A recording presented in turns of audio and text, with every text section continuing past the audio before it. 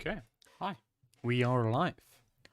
So, I had a bit more time between this stream and the previous stream, which was a bit shorter.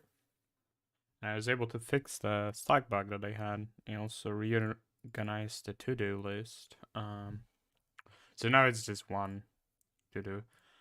And I fixed the stack issue for function calls. I also relayouted a bit of code. And basically this issue was that if I called double E here, we would get some like stack issues, right? And the reason for that is because we unwinded the stack twice, actually, is what I unfortunately have done.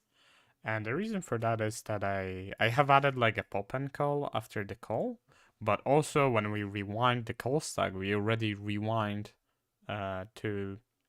we already unwind the arguments that were passed, so we don't have to additionally pop in, which makes the instruction stream a bit smaller, which is good. Just means that like the work I done for automatic pop-in is not as useful, although still useful for scopes. Since now it's like, where is this? So for scopes, this function, right? Previously it would only, so it would either not have an instruction or it would have an instruction, pop-in instruction. With the number. And now this is a bit more optimized because if pop n is equals to 1, then instead of using pop n, it will just use pop, which is 1 byte instead of 2. So that's like a micro optimization. So it's not a big deal, but we do not need it for function calls anymore because function calls just unwind the call stack by the amount of arguments. I think that's needed because we need to. I mean, I don't really like the fact that we store, so into runtime. I don't like the fact that we have, oh, this is in program actually. We have functions, right? I don't really like the fact that we have to store our count for the runtime. Really, we wouldn't have to, although we probably still want to for detecting like runtime errors. One thing I will add to the to-do list immediately, still since I remember now. Let's add better runtime errors, and what it is line of code and stack trace. This is what we want. Currently, we just display a message without any context, so it's pretty fucking bad. Okay. And there are a few new bullet points here. This is expect function. So what I basically want is to have regression tests.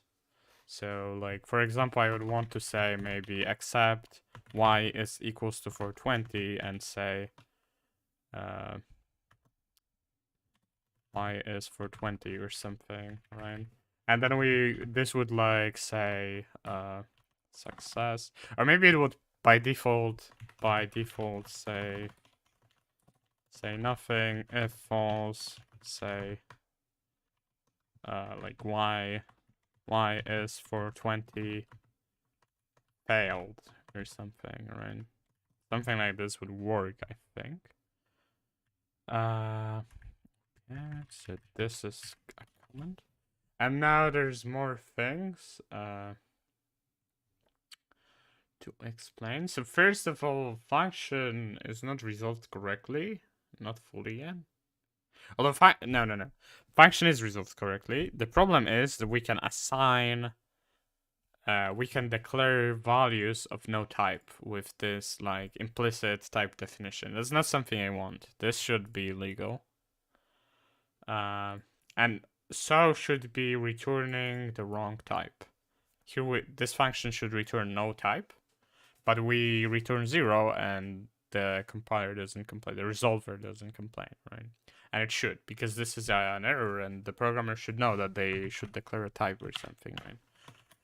And also this would have, this basically bypasses the type checks on runtime, on compile time, so it could be a disaster on on runtime, so that's something we don't want. That's something we have to correct.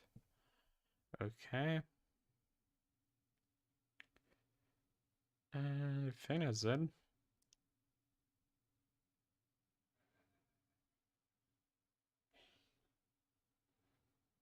One thing I wanted to do is to allow functions.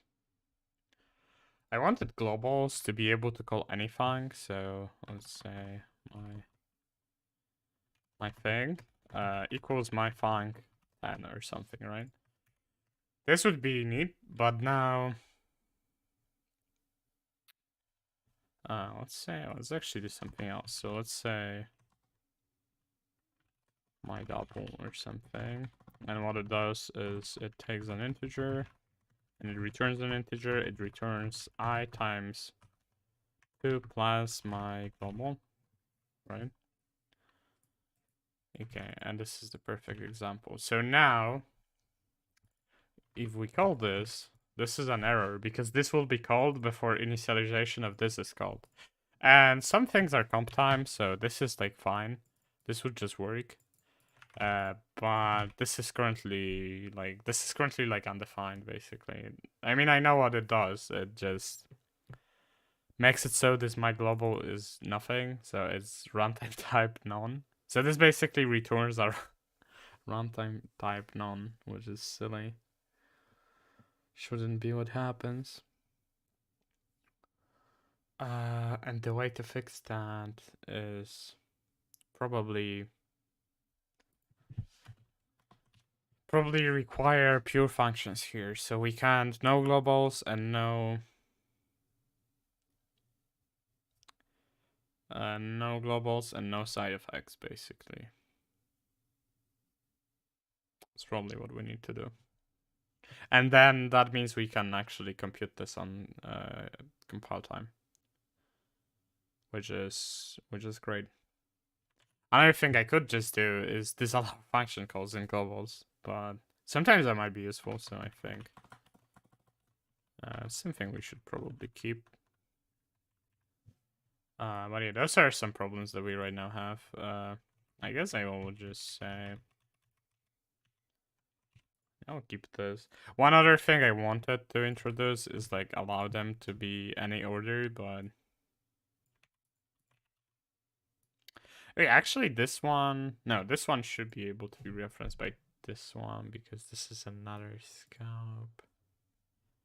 Yeah, so late bound stuff is just problematic as fuck. So yeah, this is compilable, I'm pretty sure.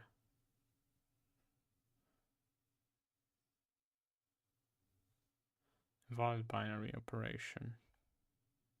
Yeah. So this is just a runtime error. Yeah. Adding my global at the point, adding my global and my thing in it. It results in a runtime error because because my global is not yet defined. This doesn't happen for value for single value expressions, right?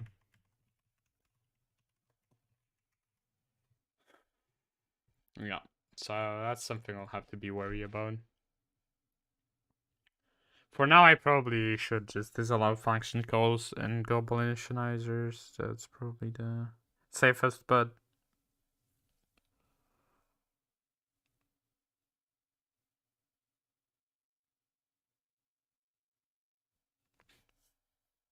But I'm not actually handling this case today yet. It's not the most important thing.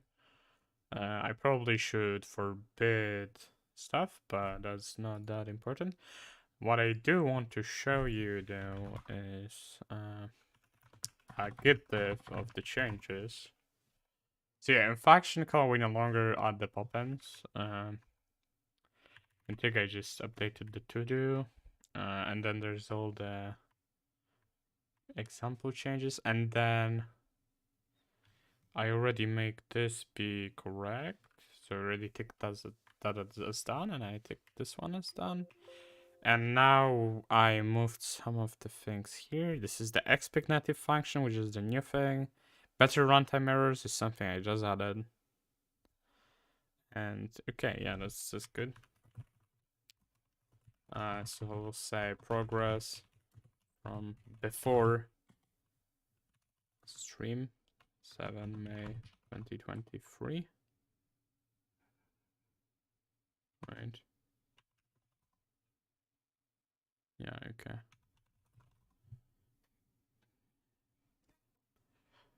And now we'll do... So there are a few things I can do today, I think. And one of them will be... So this is something I can remove. Yeah, this is what I explained. Okay. And now... There's another stream to do, I think. I'll look at it in a second. Although I think I already explained it. But what we'll do today is wait and wait until and async. Those are the three things. And maybe if once question mark. I don't even know if once will be a thing. We'll see.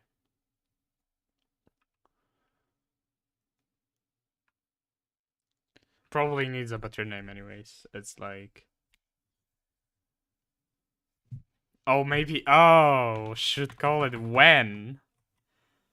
And... Wait until when and async. That's really good. That's a really good name. That just means when. So, okay, so as an example, I'll say main, say xd equals 3, right? And now when xd equals 4, then do something, right? And then at any point we set 4 to xd to 4, then this will execute once, just once.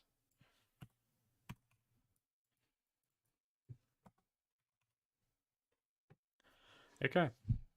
So there's no longer gonna be an if once. When.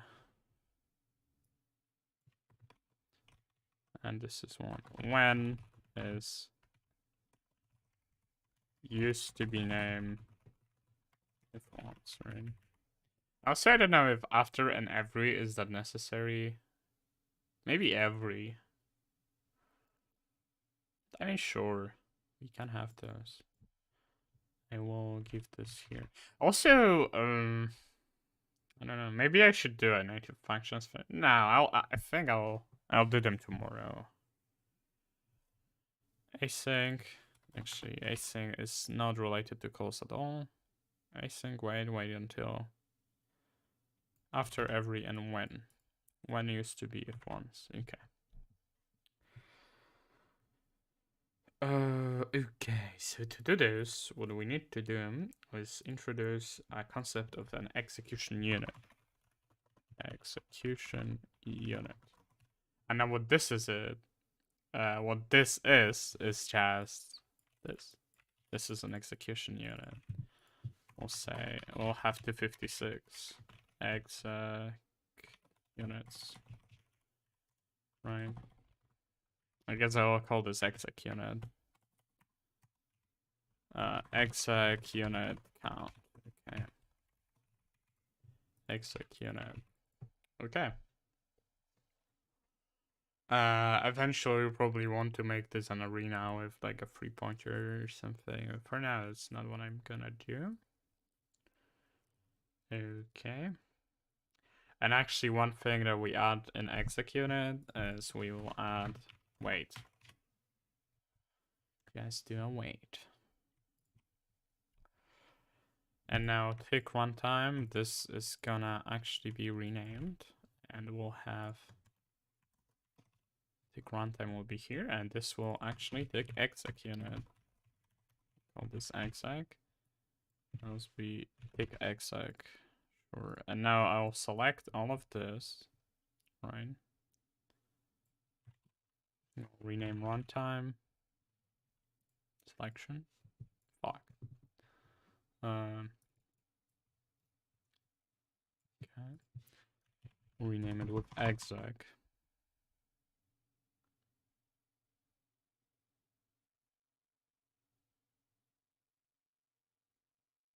Ah, fuck. No, never mind. Can't do that because it's stupid. Well, the case sensitively, and that should do it, I think. Fuck.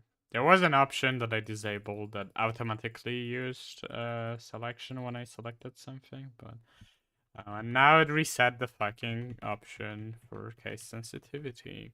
Great.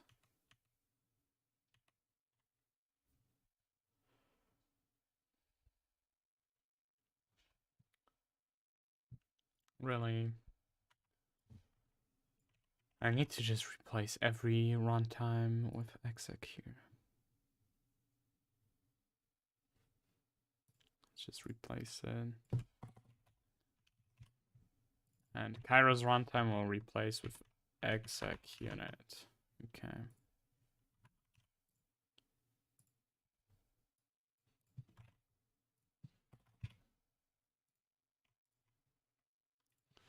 Here we'll also pass the runtime like this.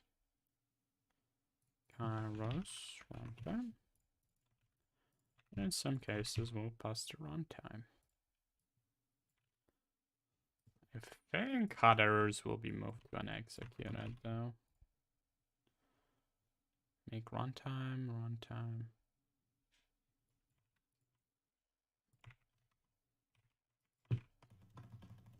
It's not something that exists because we have make exec instead, xd. This here, make runtime, Kairos runtime. Runtime, okay, runtime. So we over replaced a few things, but that's kind of expected. Oh, that's funny. It's not something I need very much.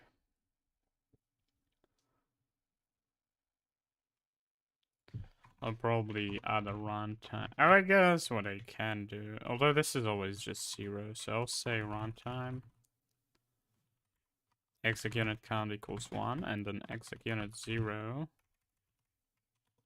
Exec unit exec equals this, right? Now exec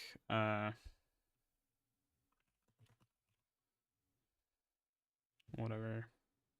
It's technically not necessary, but whatever. Okay, and here's the runtime. Runtime. Print runtime value is what I need here. This is actually in exec. This is actually, and this actually requires the runtime to runtime. Arrows runtime line. Say runtime data. Yeah, that's a thing that needs to program basically.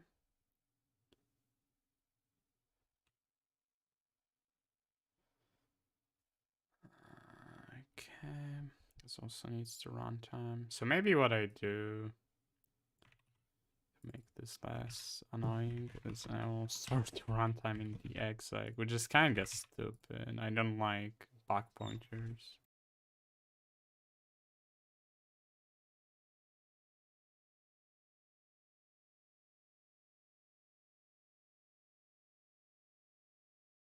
I don't really like back pointers, especially we have to define this, right? Maybe we'll do it, we'll see. Do we really want a back? No, I'm not doing it. It's stupid. I mean, I will just pass it everywhere. It's fine. don't mind that. We are not up that we have to be wary of passing arguments a few times. The reason we need the runtime is because we need to access the code segment, and that's why. It's Kairos runtime. So runtime just contains the pointer to the program, the compiled program, and it contains all the exec units. That's fine.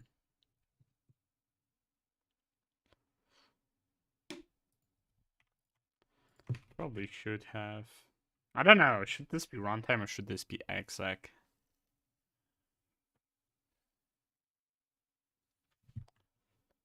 Exec error, exec. Maybe exec is fine.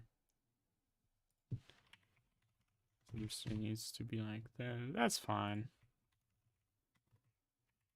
I'm not used to it yet, so it looks a bit off, but I think that's fine. Runtime should have probably been the second argument, but maybe not. Runtime is technically more significant than the exec, technically, because it contains the exec, so maybe it makes sense for it to be first. Even though, like, exer is the, like, calling or whatever you could say. Whatever. That's kinda OP anyways to think about those things. Make runtime. And now the problem, I think, is that we take runtime. So basically for let's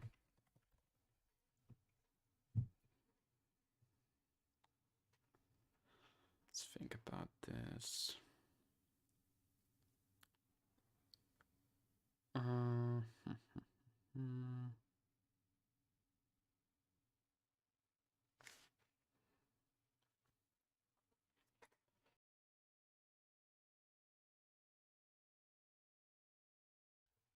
So yeah, this is just the exec unit count for now. Or just add things when we have to.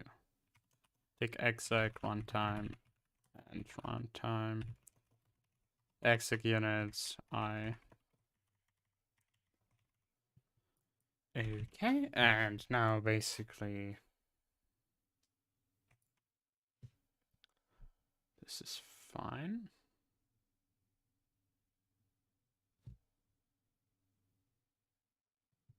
This is technically not required, but should probably be a thing.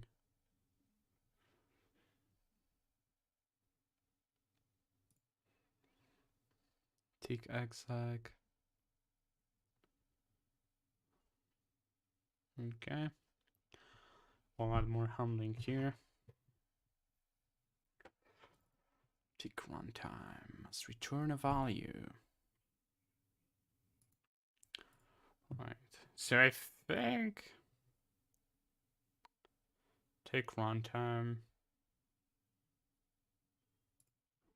So what I would return here is I would return that the exec unit count equals 0, basically. And the moment it does is when this returns. So if this returns the exec, what I would do is I have to remove it, right?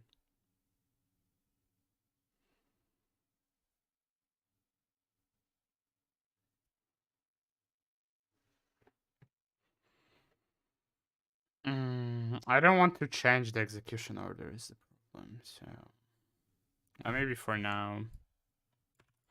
For now, I'll just say this, right? This equals this. Pre-decremented. We should use a linked list so we don't change execution order. Execution order of the async blocks will be a big thing to solve because I want it to be very deterministic and very intuitive too. So basically, I would want them to be executed in the order they were executed, but so let's say we have like an async, right? Async here. There's one async, print one, right? And then we have another 1, 2, 3. I would want them to print 1, 2, 3, 4, just like that. That's what I want. Right? And now also if I do this and I say 2, 3, 4, 5, this is what I expect. 1, 2, 3, 4, 5, right?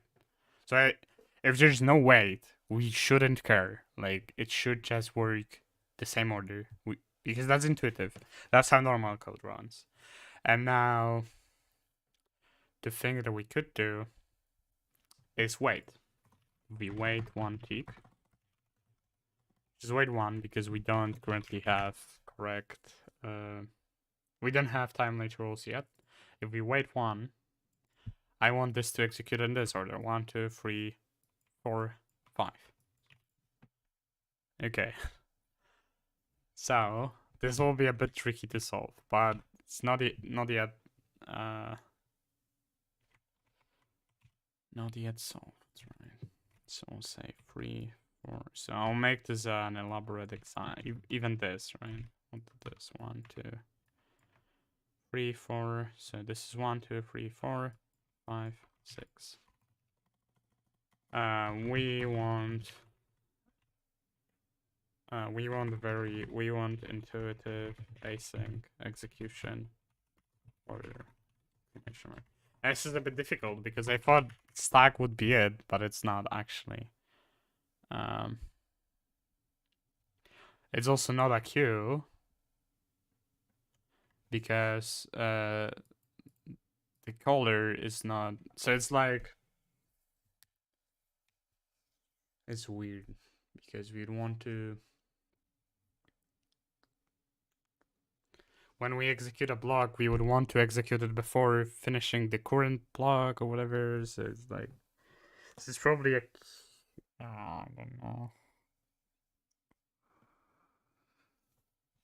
I'll leave this comment here, it's fine. Okay.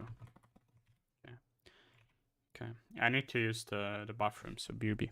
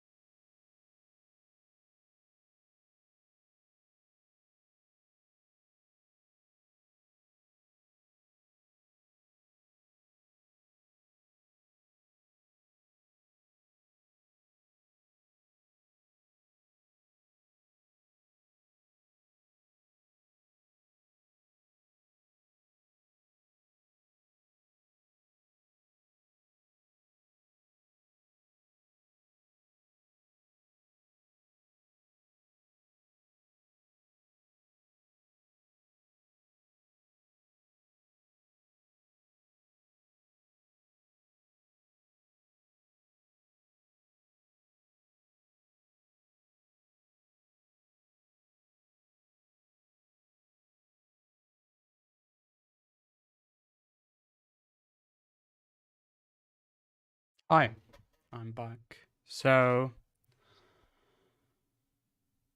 okay, so now we did this. This is done. So I think what we now do is we just add the statements.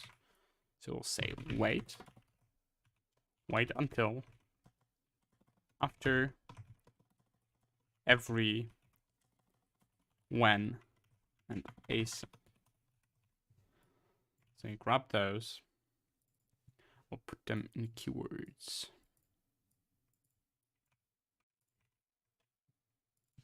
Async.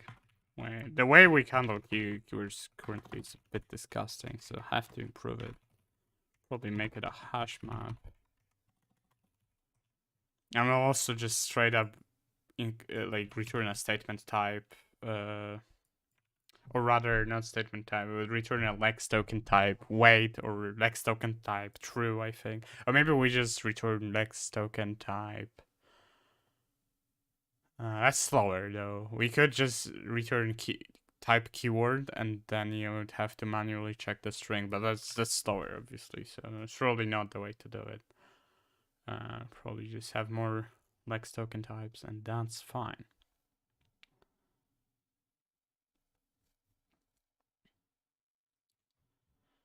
Okay, so now we just need to parse them. And since they are statement, what we do is we... So this is like control flow statement basically. So we'll just say async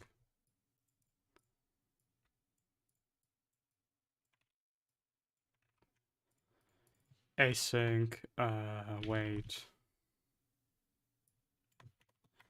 I don't remember what order did I put them in. So this is async, this is wait until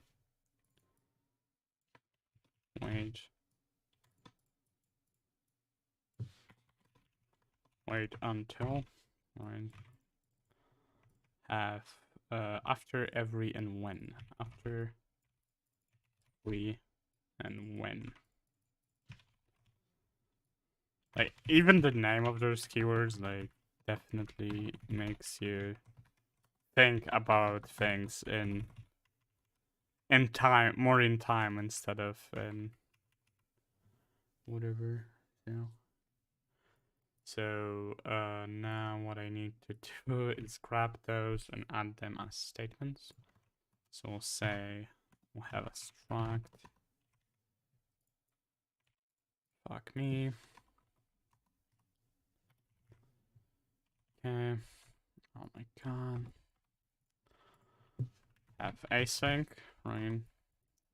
Have a wait. Wait until after every and when.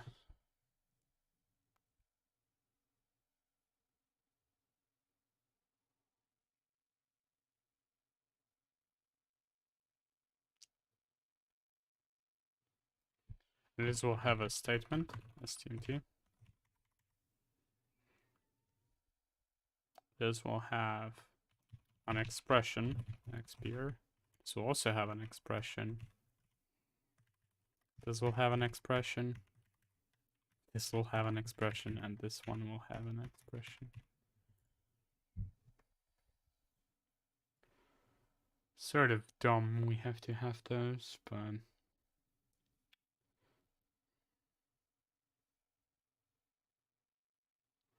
I could just use async xpr or something, but I don't know.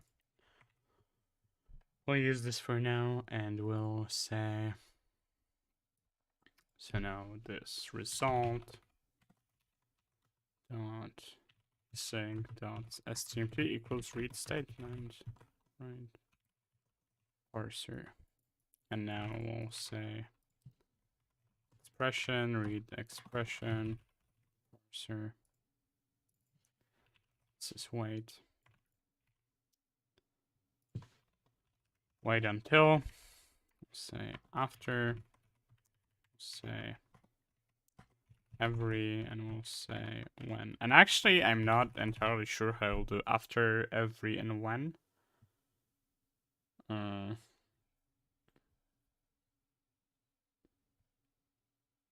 Actually, I don't know any of them, really. Like any of the ones, like those three are kind of complicated. Because, I mean, I could just store the value of expression.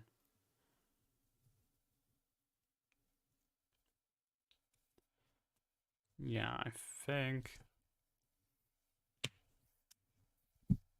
this is doable. What I have to do is I have to re-add continue and break. Okay.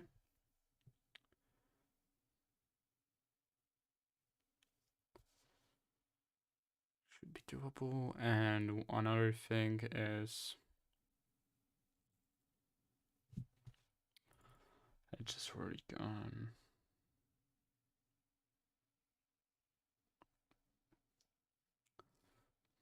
Let's do wait first, maybe. So I think I have to resolve those statements, right? I really miss a compiler telling me which switch cases do I miss, so maybe I can enable that.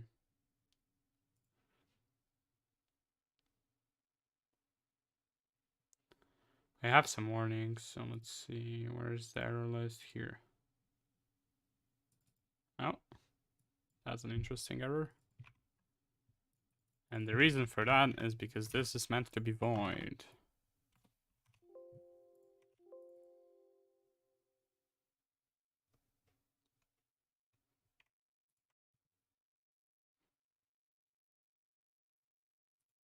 We'll just say end here. That should wipe that error. Let's see, error list.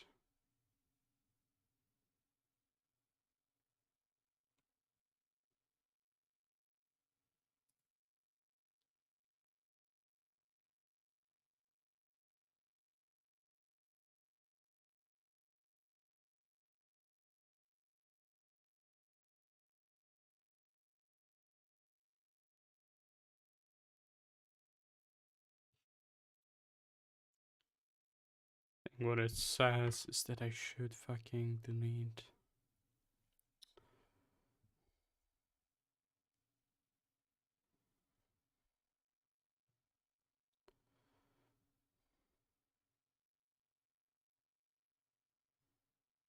Should fucking delete the build folder and recompile.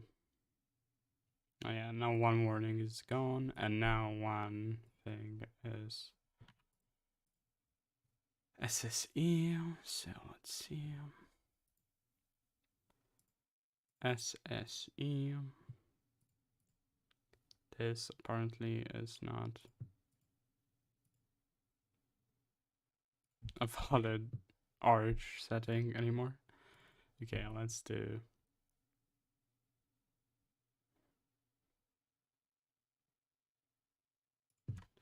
It wants me to do this, right? F32 like this, I think.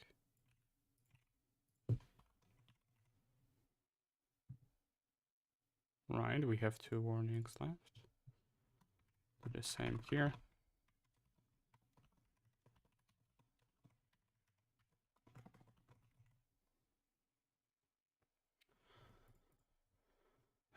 So now what we can do is say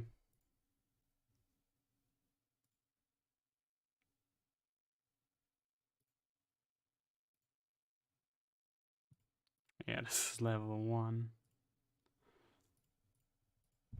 Let's see how bad this is. Holy fuck. No way.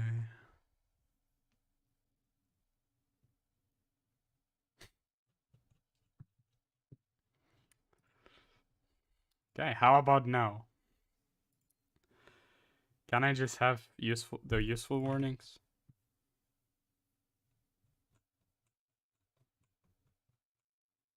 This is also not that useful, honestly, because no one started an action. Okay, fuck you. So bad. All I want is a warning for. Let's see what it does. Level 1. Okay. All I want is a warning for when the switch statement is.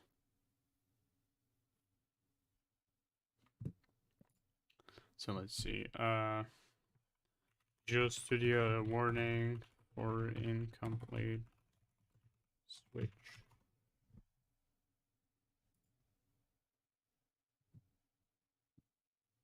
And this is for C#. So I don't care. Warning switch is the thing. Warning level, warning version.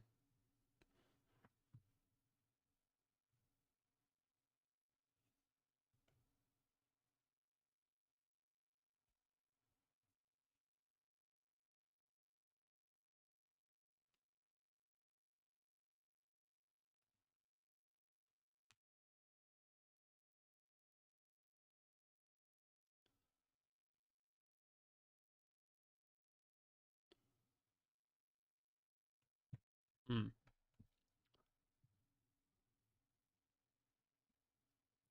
I mean, one thing I can do for sure, right, is in the runtime when we get the opcode, I should use opcode time instead of U8. We'll just cast it, right? Okay.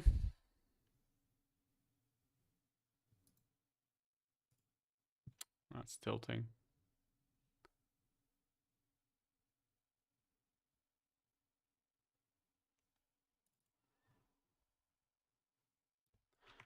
Whatever, let's add them. Async. Wait until when.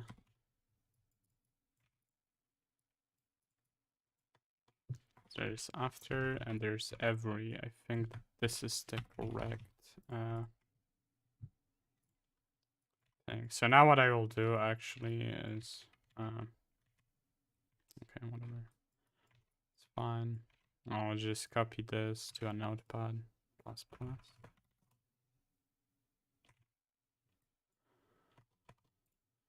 Okay, we'll just paste it when I need it.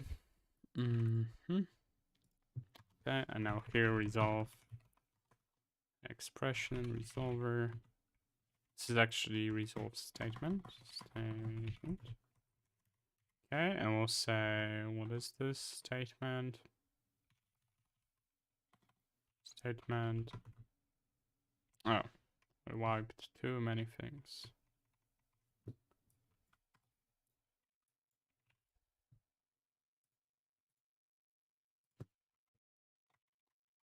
And here I also just want async and stmt, right? Statement.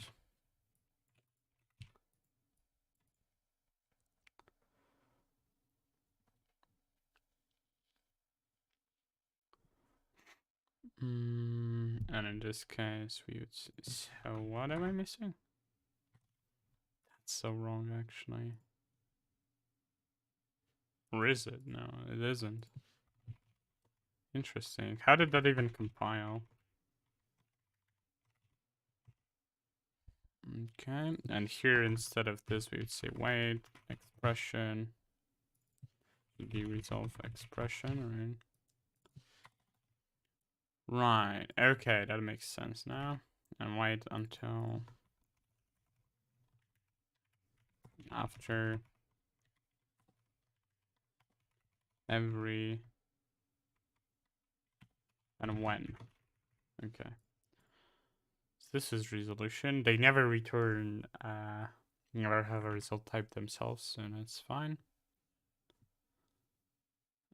It's kind of annoying that with everything I have to add like so many things in so many places.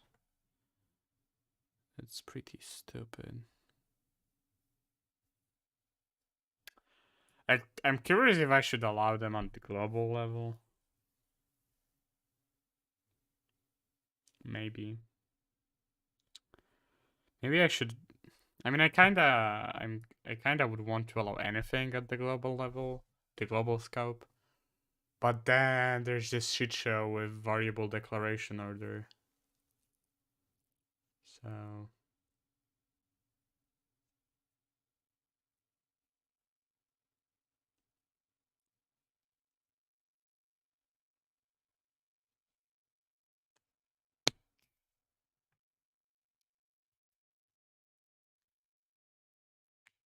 I mean, maybe that's what I want anyways. Maybe I don't want blade binding. Because then just the template for how we would write code. And we would still blade bind functions, I think. Right. So then we would have all functions here. We would have globals and consts. And we would have code. Or main code. And we wouldn't need a main function, right? Maybe that's how I do it. And I only pre-resolve functions. That way global declarations would work. I think that does it, honestly.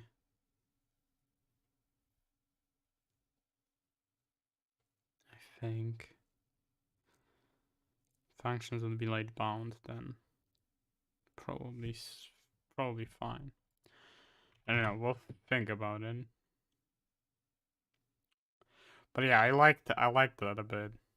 I think like that's more intuitive for most non-programmers anyways.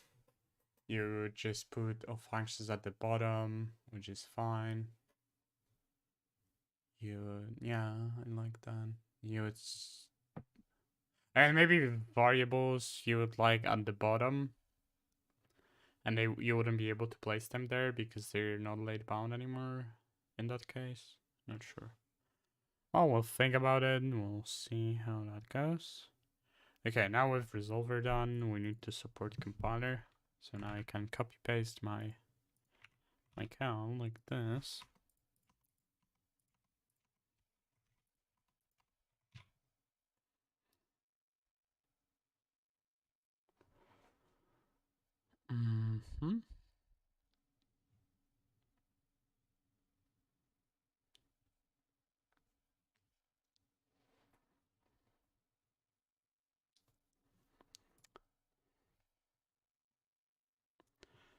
And now what I need to do is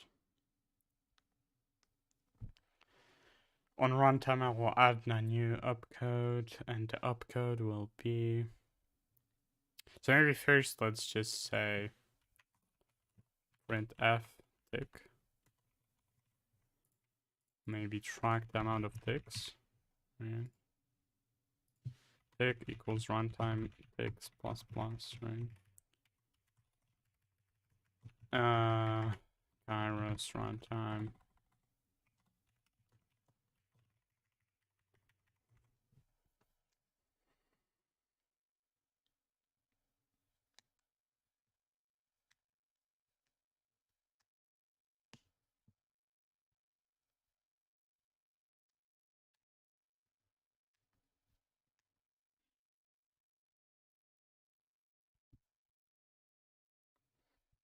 Okay.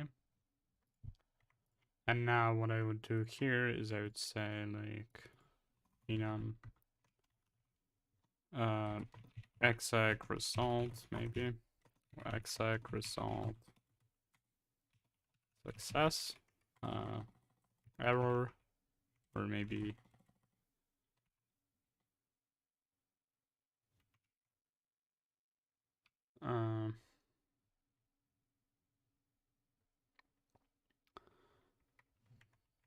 just like remove exec unit, right?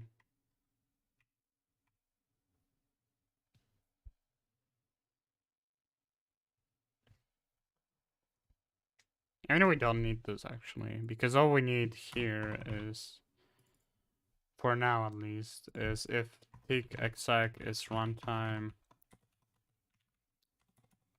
No, it's exec wait, right?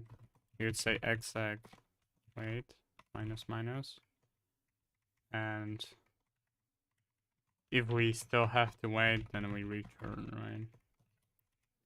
And now let's add opcode wait.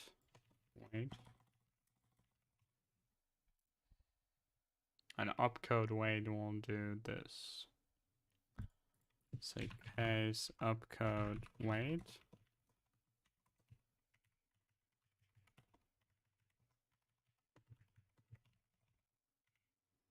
Just say exec wait equals runtime value.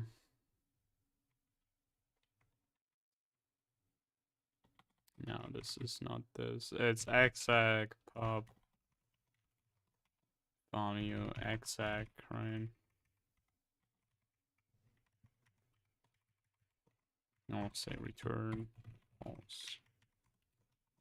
And I guess this is like this. Runtime value equals value integer, and if it's not an integer, we would say value isn't runtime type integer, then we would just return true, and we would say exec error exec. Oh no, we would just say go to exit, right?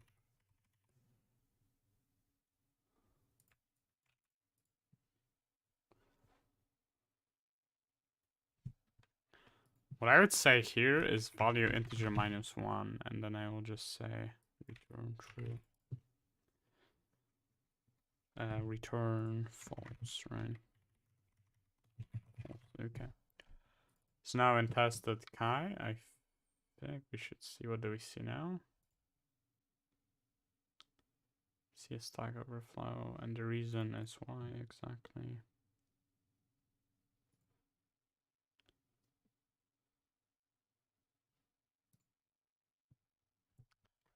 Because runtime is so fun, probably 32.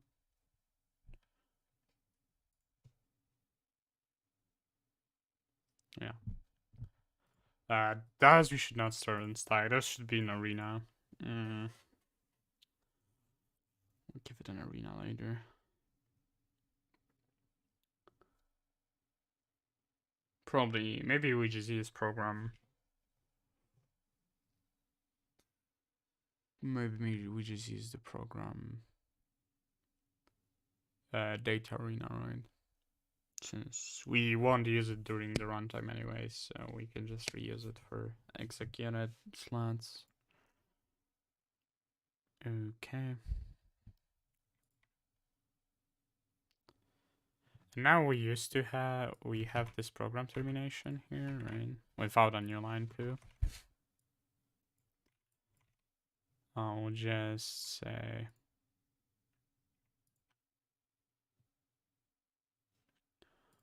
do it and test, right? We'll set here program termination. Okay. And then the way we'll do it is we will add a wait. So we'll say print 1, wait 1, print 1, print 2, wait 2, wait 1. Let's say wait 24, right? Print 3. Okay. And now I will actually simulate and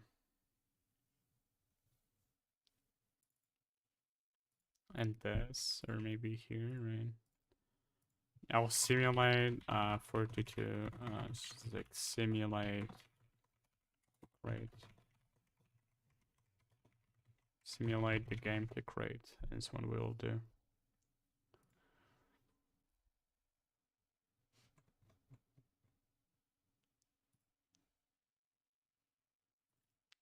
And the reason we don't wait yet is because we need to segment push U8. It's code upcode wait. Right?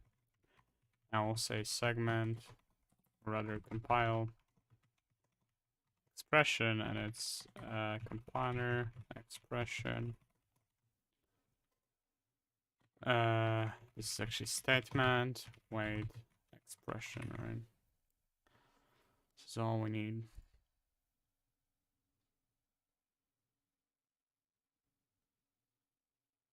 Yeah. There we fucking go. We have wait statements. And what's interesting about those wait statements is you can actually... So first of all, you can just say 3 times 8, which will give you 24.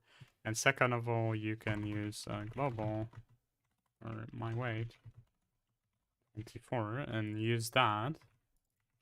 And you can also use a variable here, like I, right?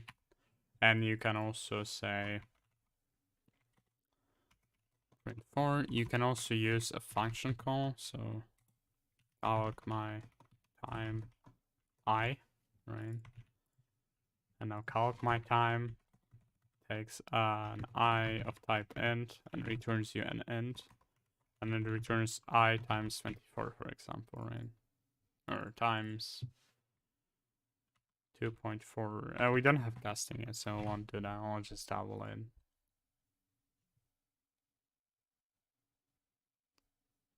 Yeah, they just work. So we have waiting. But waiting is not really useful without async, because if you just have one execution unit, that means you're halting the entire program. Can't check anything. So now let's finish async.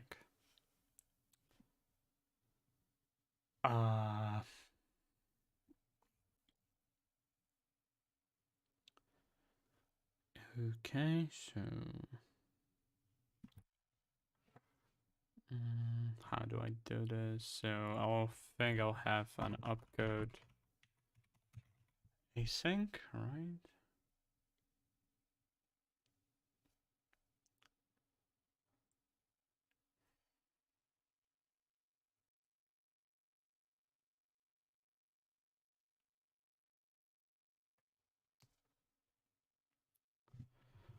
We'll think about it in a sec, and the way we do it is we say end of runtime. We'll definitely add a new thing, which is make runtime. We'll do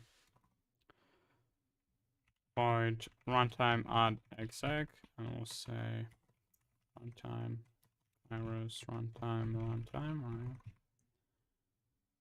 And we'll actually pass it an AP.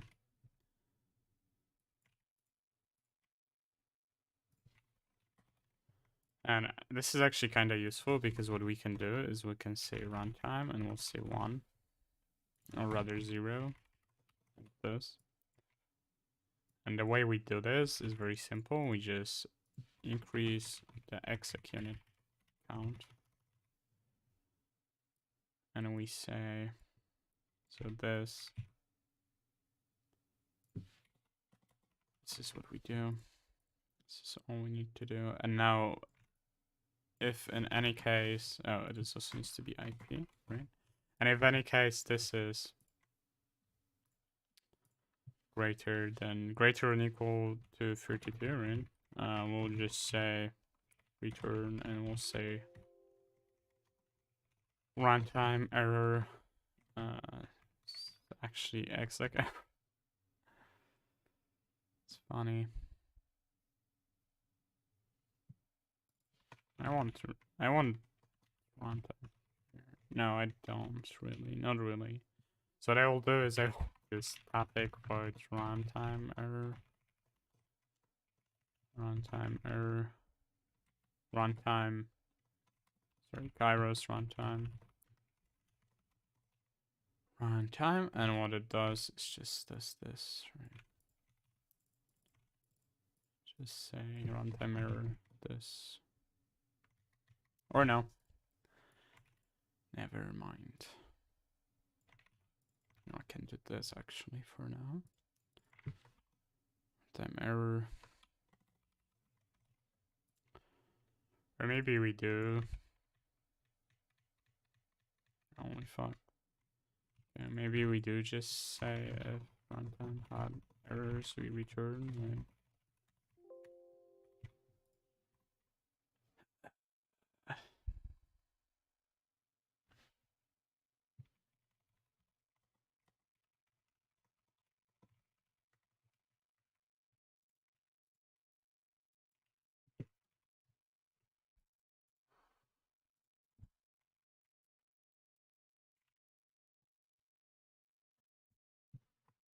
Exec errors. This is runtime error runtime.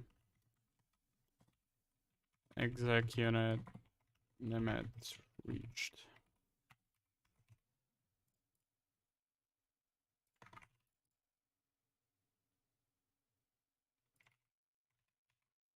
And now basically, if the runtime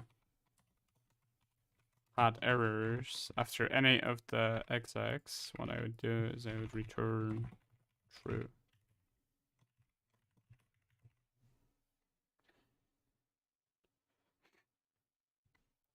Right. Okay. And now how do we handle the opcode for async? We could do a few things. We could I think the way we compile it is we make it a jump statement. So basically,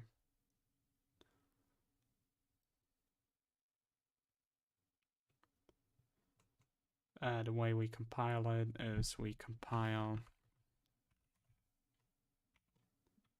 the statement, right? Compiler statement, async statement. Okay.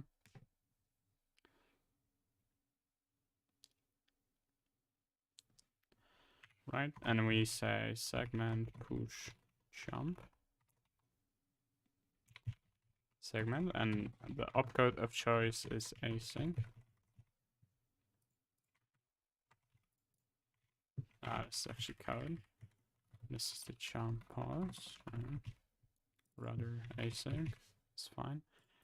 Segment push jump code async, right? This is what we do here, and what we also push here is segment push U8, and it will be opcode exit, I think. Exit code.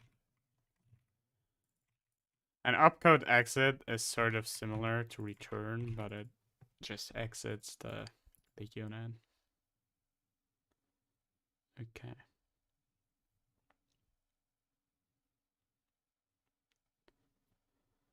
Okay.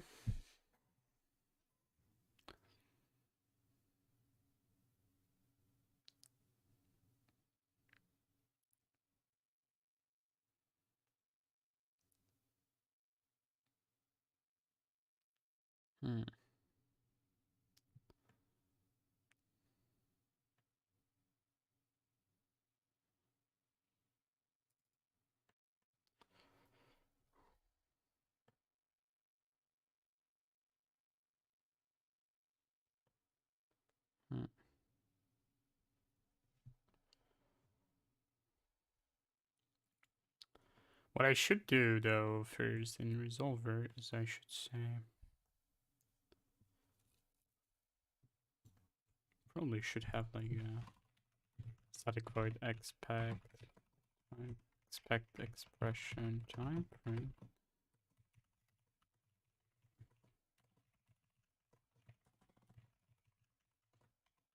Let's say expression result.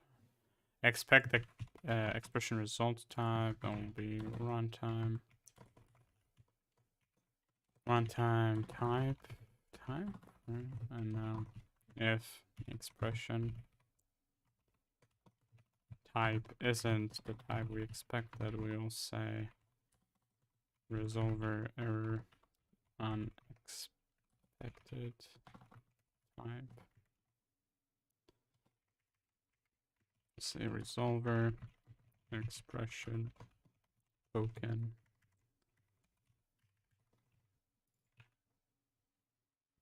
Yeah, okay.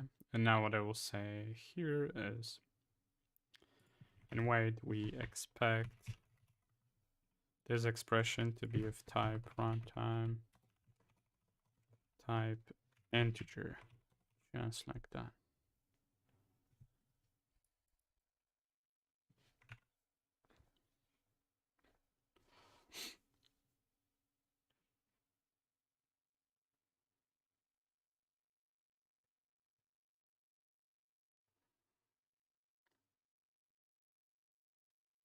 So after and every are technically really easy because they are just async, but they are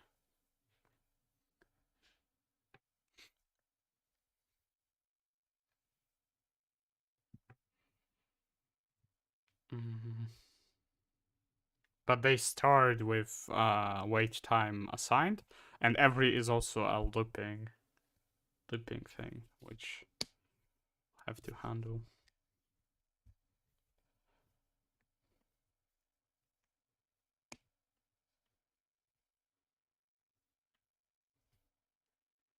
Okay. I think wait, and I guess every and when will also expect an integer. And then after expects no, after expects an integer, and when expects a boolean, so that's basically any type.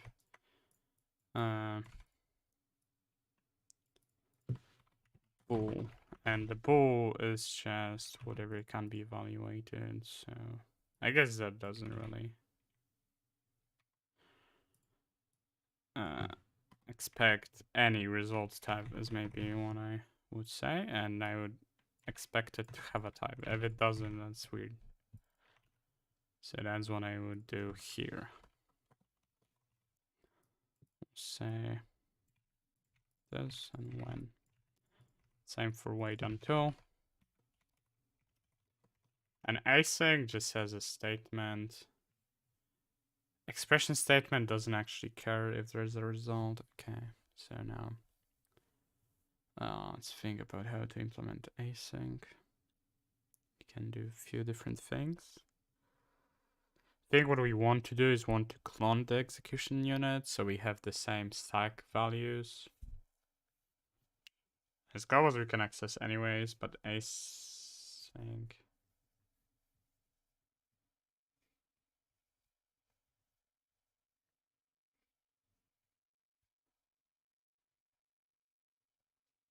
My resolver is so buggy now because it doesn't introduce new scopes correctly. I will have to fix that.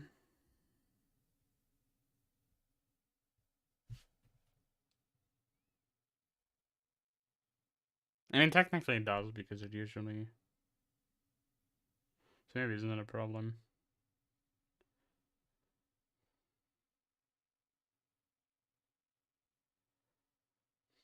I would expect an expression statement or a scope here though. Probably. Or no, actually I can expect many things, but probably... probably disallow... I'll actually do that. Expect non expect no assign statement. And I will say statement unexpected, say invalid statement. And what I will say is if the statement type, oh, also this should be result type, not type.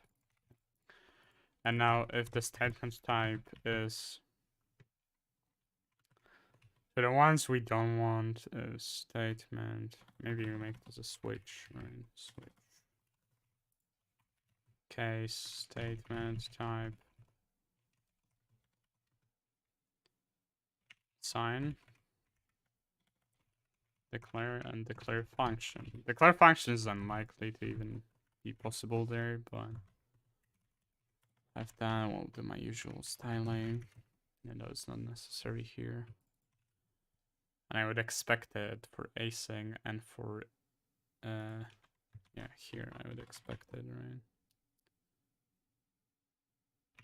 Resolver, and we'll say this strt.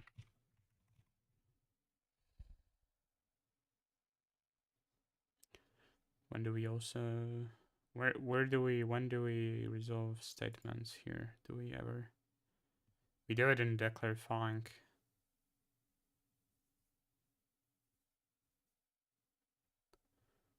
What do we expect? Oh, we would expect result type. So here. No, wait, no, never mind. Declare function is guaranteed to have a scope, so we don't care. If else is also guaranteed to have a scope, and scopes,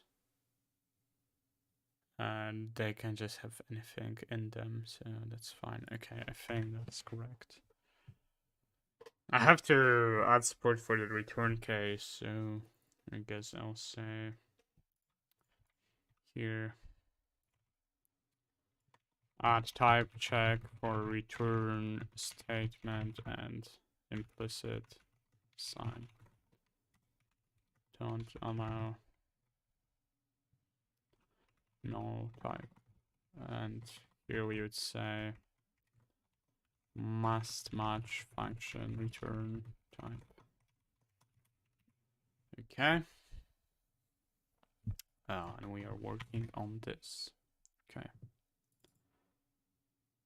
Oh, what's up, Demon? I don't know when you left your message. Hope I didn't ignore you for too long. It's going well. I already have a wait statement. So I decided to write this in bytecode finally. I'm doing that for a few days now. And now I'm doing async stuffs. I was able to do variables yesterday, day before yesterday, and I was able to do functions and function calls yesterday. Also did some tidying of like scope stuff and whatever. But it's something I'm still working on. Still figuring out some kinks, and today I'm doing asynchronous control flow, and tomorrow I probably need to finish it up if I don't today. And I will also need to need to do more native functions, because currently there's Sprint, and there's not really a framework for native functions. Print is pretty hard coded. You could say it's not a scalable solution for more. That's for sure. Okay.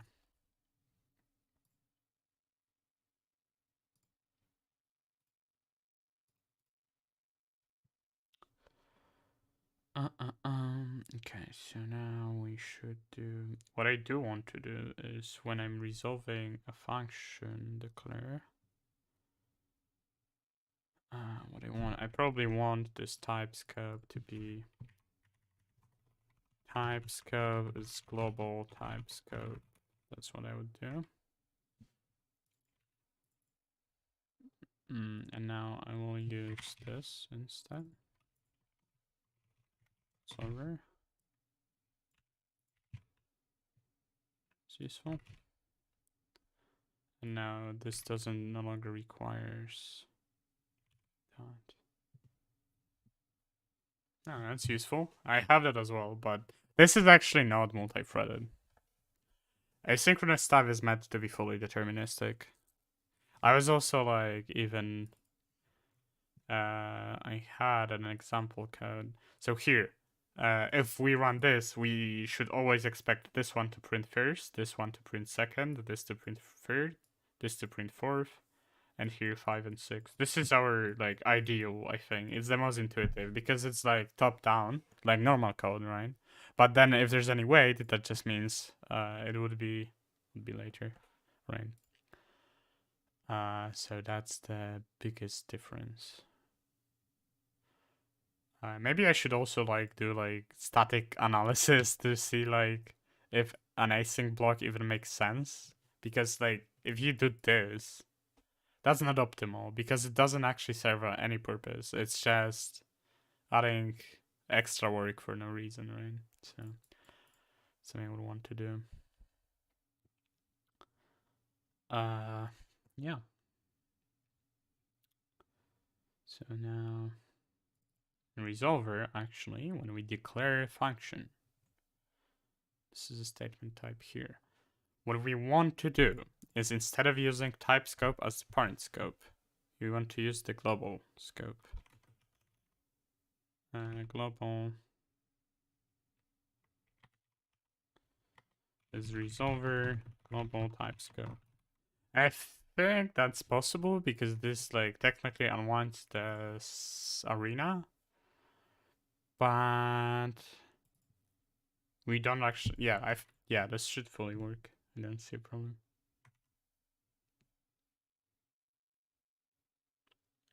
So async just makes, I named this concept exec unit, execution unit. And it's basically, it's like sort of like threads, but they happen in order. That's the idea.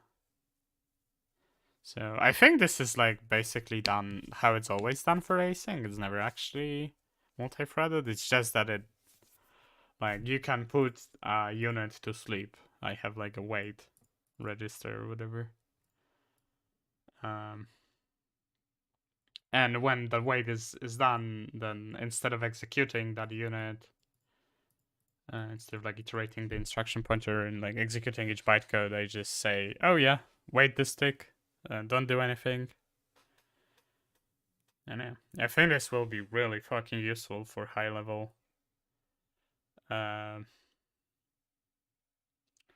like high level expressivity for like AI and whatever. And triggers probably too. And yeah, I guess you could say I defer execution. I guess that does like sort of make sense. That sort of could be conceptualized that way, I guess.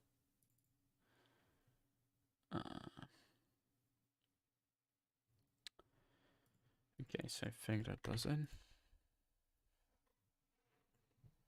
So now the reason I do this is because if I ever nest, so currently I don't even think nested. I will add then.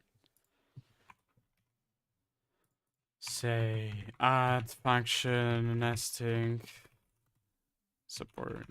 They are not compiled right now. Yeah, they are not compiled from what I can tell. So if I would do, I made it so functions are always constant because I don't really think it would be very optimal to have functions as a first order or like first, what's the name? First class, to be first class. I don't think that's sensible for this language. It's meant to be a fast language, even though it's in bytecode.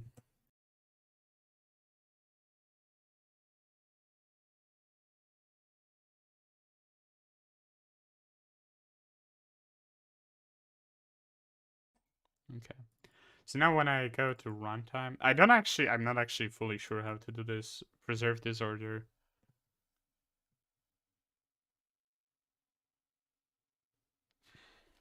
It's like, I think the way to do it is to like always prepend.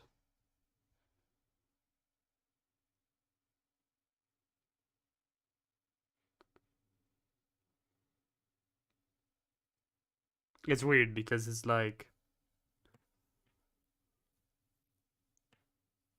it's so weird. Because if we prepend, it's actually like,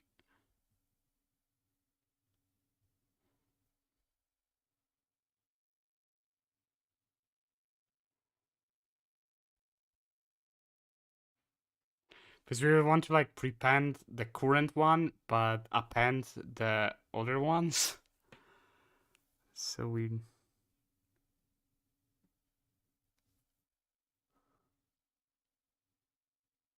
Oh yeah, that's it.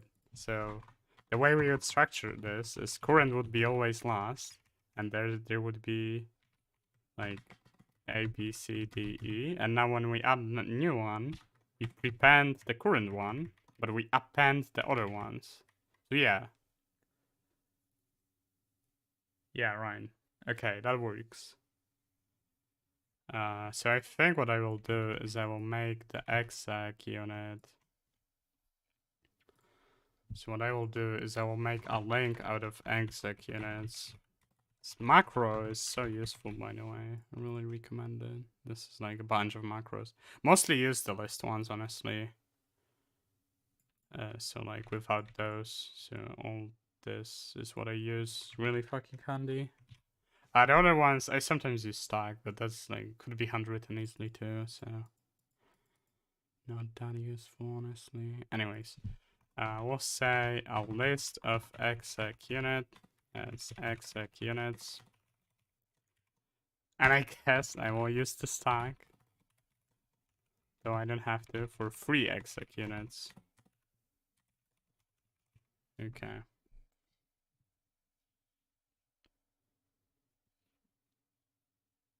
Maybe I will use the list, I don't know. So I want them to be, I mean, I used to doubling anyways, so maybe that's fine. We'll say, instead of doing this, we'll just say, so if no runtime, so we'll say this, right? Runtime, exec unit, exec equals the first one. But now if no exec, then we say push struct. And we'll push it on the runtime program data arena like this. I'll have to use unreserve and we'll say execute, and that's what I push. And what I do is runtime remove exec, arrows runtime executed exec. Okay, so this is also something I need to do. I think all the async keywords will make this language really fucking great, honestly. And actually I feel like what I should do, I don't know, maybe all I do is this for now. Just push 1. That's how many we actually need for now. And now what we do is we say,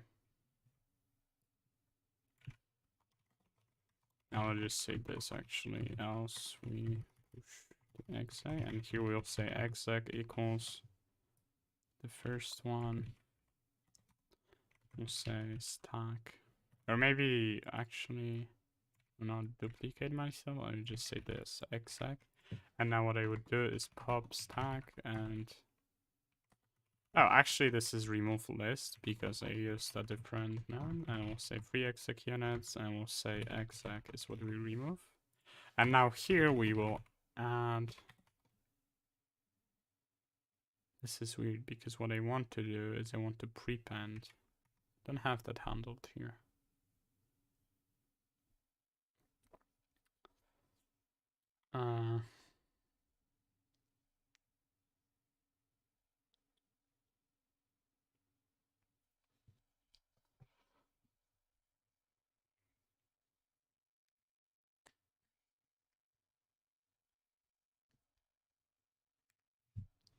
I hate writing macros though, so I'm not gonna write it. I think what I will do is I will say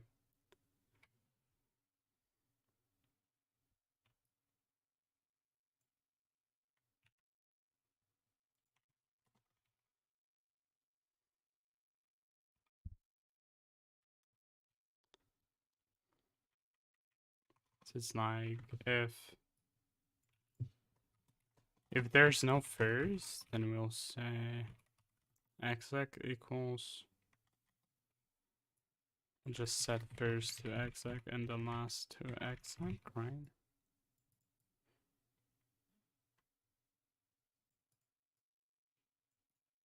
And otherwise if equals last, that's kind of down else.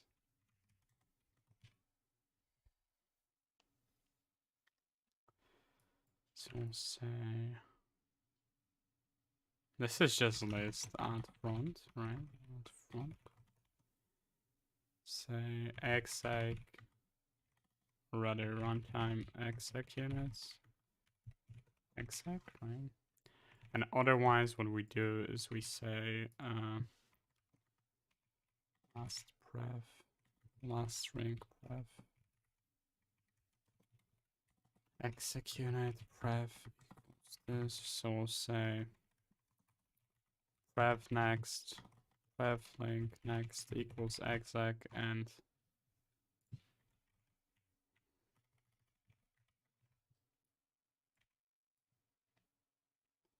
say something like this last. And now last link pref equals exec, and then exec link pref equals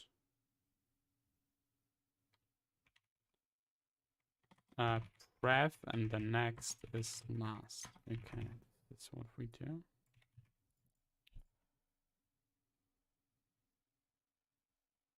I guess what I can do is this, right? Should do it.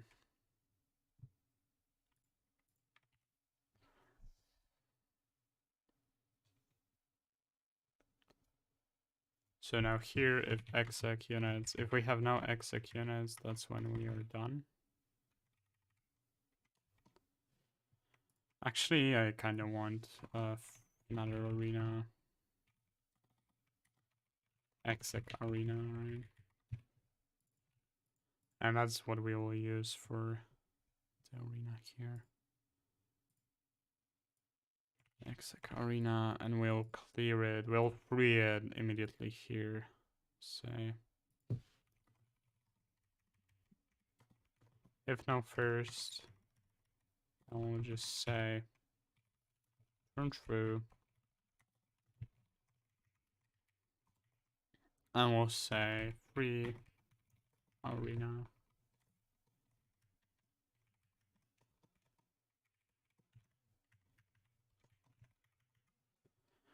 Okay, and here we'll just say exec unit equals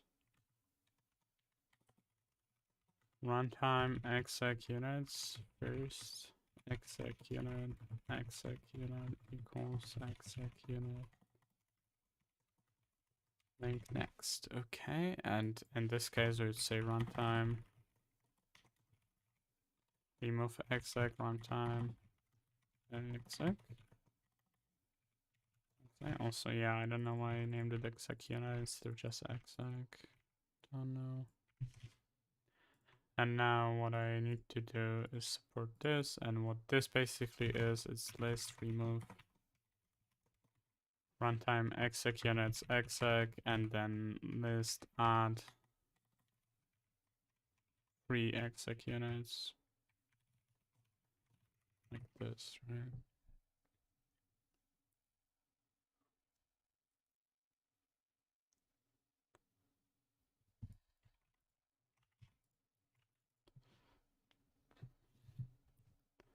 I guess also another thing I can do here is exec units equals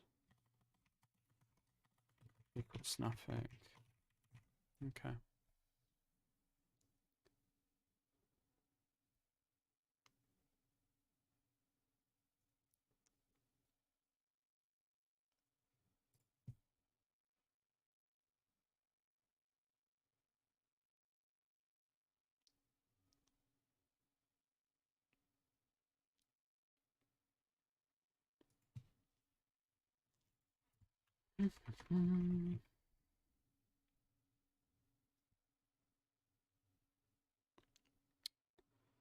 Interesting. What does it say? Function call and invalid function.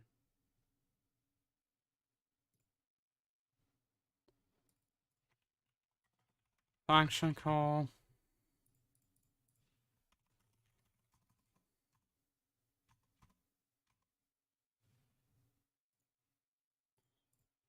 See which one is it?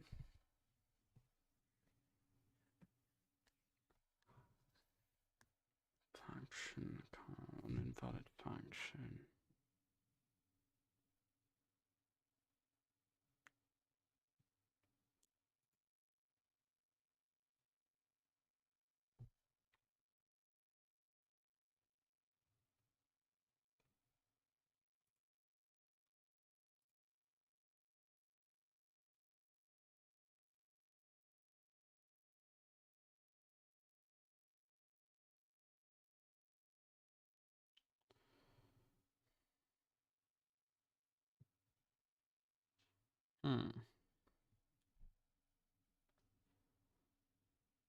It's very interesting.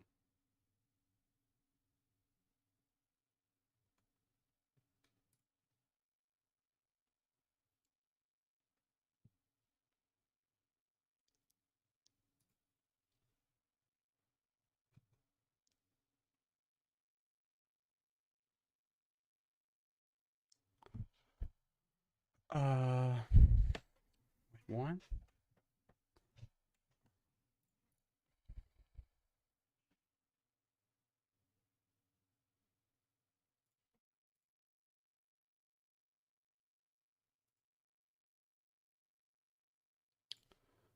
This doesn't actually do anything, XD.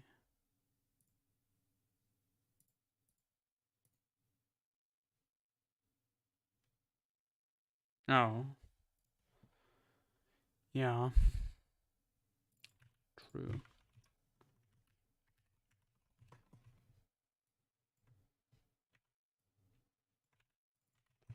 True.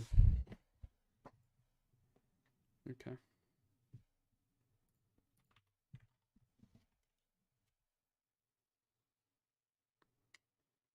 Okay.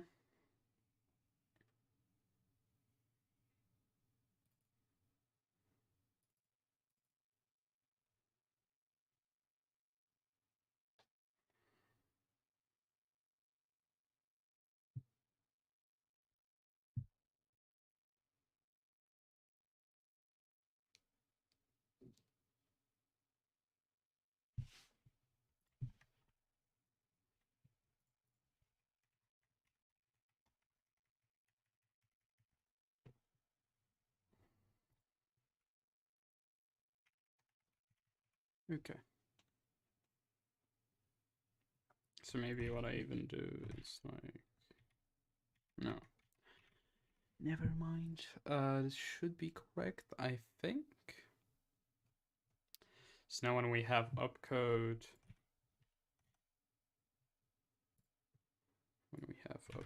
async, right? So I think we'll just reuse our jump code from here.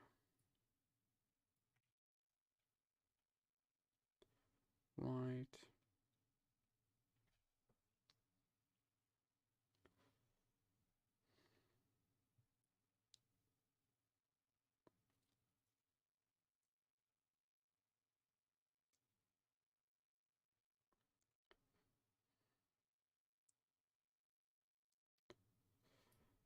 Yeah, let's make this not have this, and let's actually make runtime clone exec, and we'll say runtime exec, rather execunit. That's what we have, execunit, and what we would do is we will make an exec unit exec equals runtime. Not exec runtime, right? And then exec.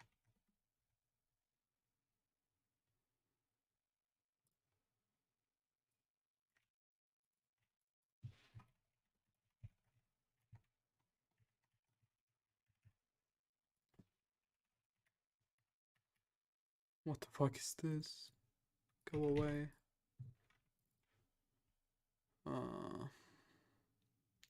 Clone.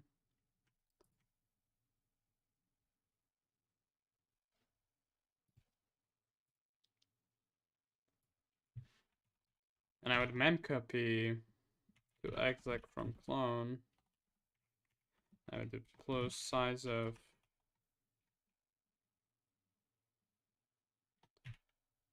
clone link. Right?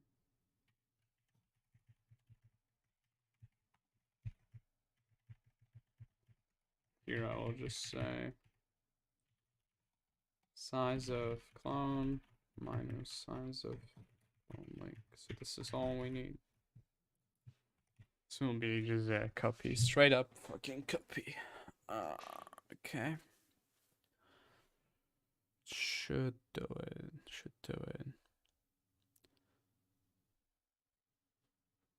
And now we also have one new opcode that I didn't handle yet. It's opcode exit. And all it does is it returns true.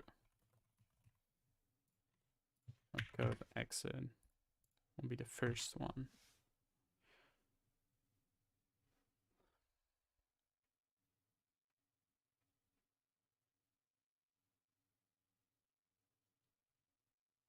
Yeah, now the problem is that we have to do this. And we'll also do clone exec, exec unit, exec, or rather clone, rather from maybe, should be what we call it. From, right? And this should return an exec unit actually. Maybe this too.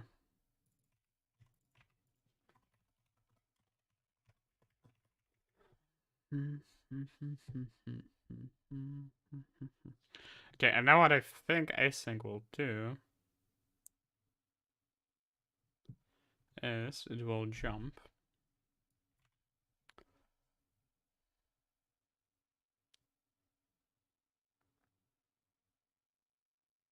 Oh, actually, I don't need this at all.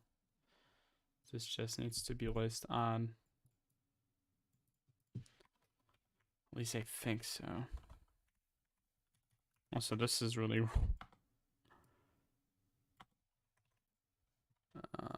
no. How about no? This is all wrong. Anyways, no, not this. All I should need technically is list on runtime exec units. So we'll append it. Hi, what's up? We'll append it. We'll clone it. So we'll async will do, I think. So first let's get this, right? That's going good. I'm adding a synchronous control flow to my scripting language for my RTS game, so it's pretty useful, I think. So now what I should do is so the clone should be the one that I will do is say exec runtime clone runtime from exec, right? This will be exec unit new exec equals this, or maybe rather clone. And the clone IP will be jumped. We actually don't even return. Yeah, I think that does it, honestly. So let's actually test this code, which I have. And where is it? Runtime probably. Yeah, okay. So this code, let's test if it goes well.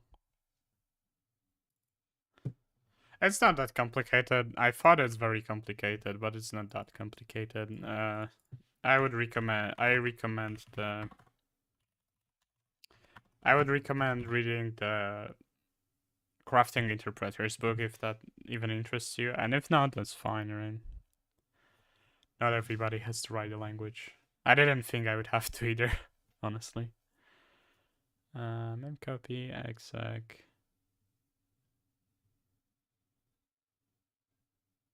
Oh yes, right. Because this is size from like this. And this is also, so wait, this is 16, 16, 16, and this is, okay. Hexagon is kind of big.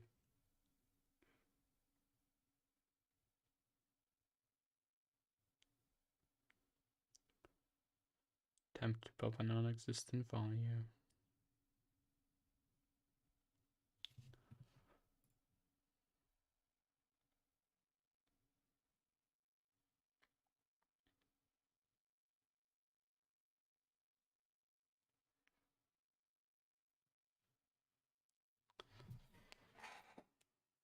Okay.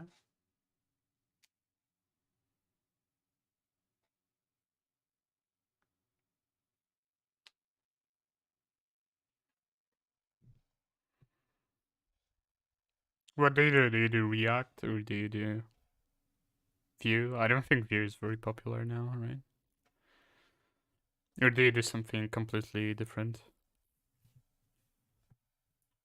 Do you just do the basic like HTML, JS, PHP, CSS?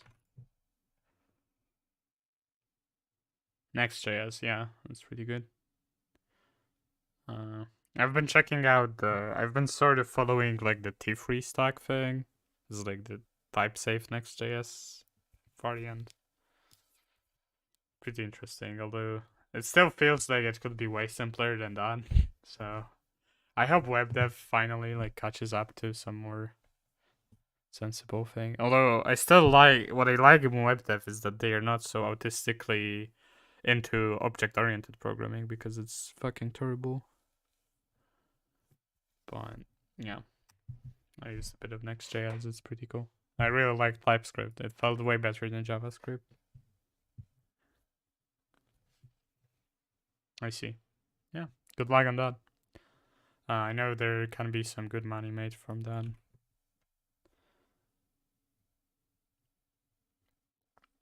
So now remove an exec. Do I need to free something? I think I do. Okay, it's good. So now do we still have a problem here? Attempt to pop a non-existent value.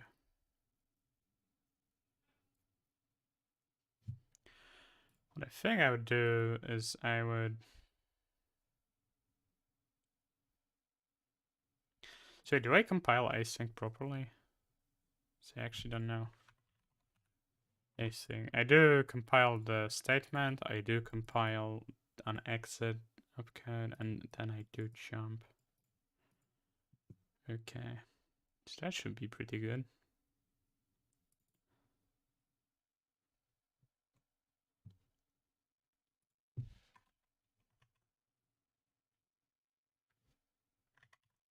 I use more of like a C style C++. I would advise against learning the modern C++. It's pretty bad. It's not a good language. I would probably recommend C# if you're a web dev guy, because C# is a bit easier and it introduces you to the type stuff and whatnot. Although it's a bit object oriented, it's probably not that bad. And then C++, modern C++ is really terrible. Eventually, I would recommend you to try C, just straight up C. You can learn a lot of useful things from C. And then I would also recommend Handmade Hero. It's like a series on a guy makes like a game in C slash C++. It's pretty educational, although might be hard at some point. So probably don't jump into it straight up, I would say.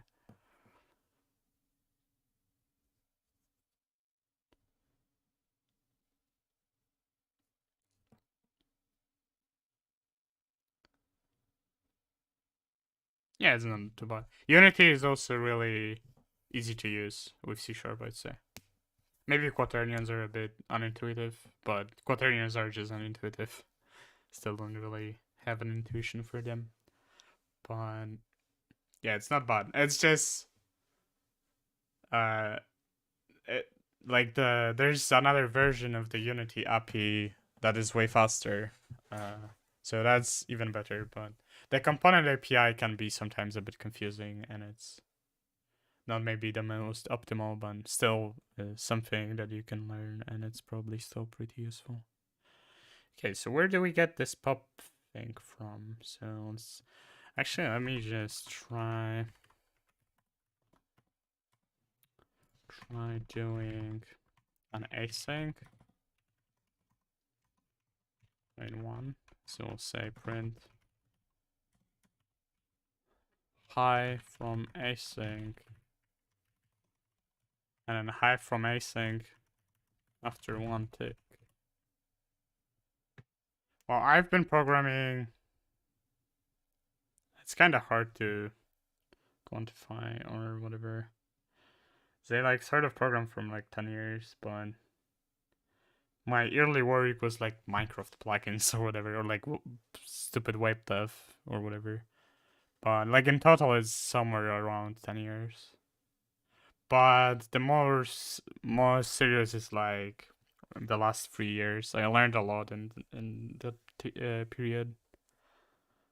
I'm pretty comfortable with like assembly now and a few other things, so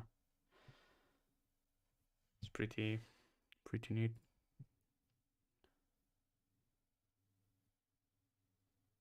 So hi from assembly. Yeah, thanks. Also,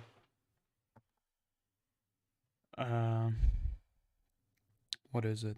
I also give you the best wishes or whatever at your like work that you're learning, whatever.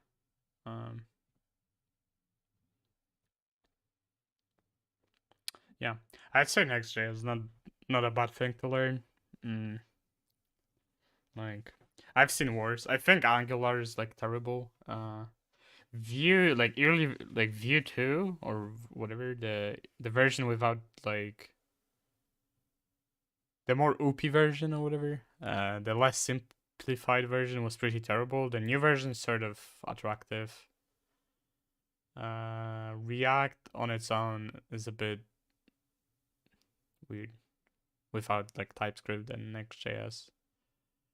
I wrote a website in React, and I didn't use Next.js because it was my first project in React yet, and I didn't use TypeScript either, and it was like sort of a disaster. I had to write the backend in like Express.js. It was really unpleasant. So now I would do something else, definitely.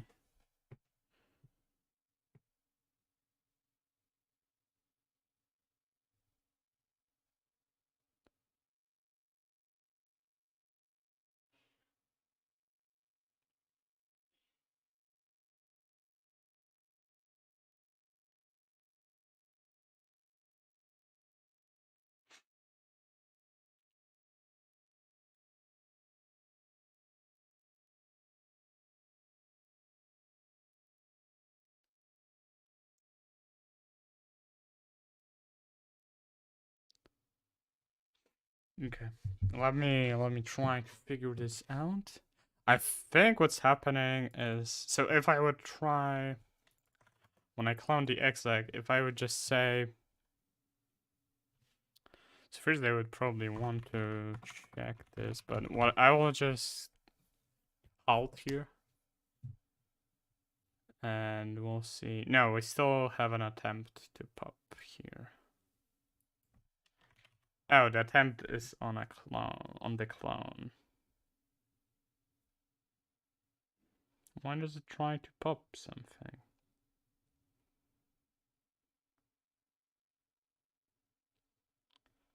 Very interesting. Huh. So if we would not create this clone, we wouldn't have the problem.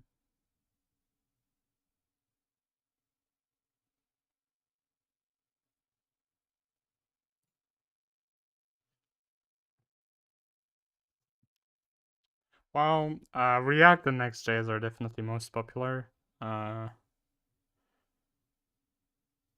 But TypeScript is definitely a good thing to have, and also like the tRPC thing, which allows you to like be type safe across server clients, is really useful. It's just a bit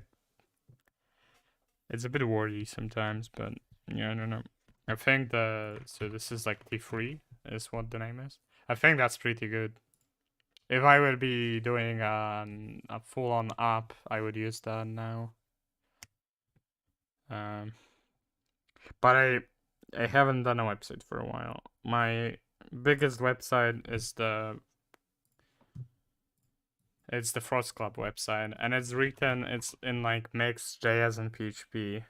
This is the website. It has like a thing for like units and whatever. You can click on it. There's like all units. And obviously, all I did now is click. Pick the Ahmed units, the fire units. Anyways, yeah, this is something I made, right? But this is no framework actually. This is just straight up JS and PHP. Not even like Ajax. This is just like just very PHP driven. And yeah, the website that I made in React is actually no longer even available because they decided to no longer use it. Didn't have money to. They didn't have money to sustain it or whatever, so it's kind of sad. But whatever. Okay, so now this clone is sus because it seems like it's not actually cloned.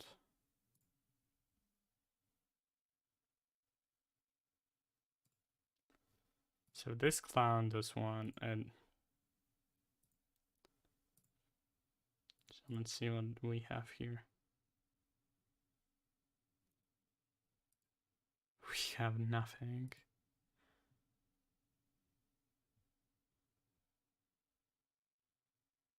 This mem copy was so fraudulent. What the fuck?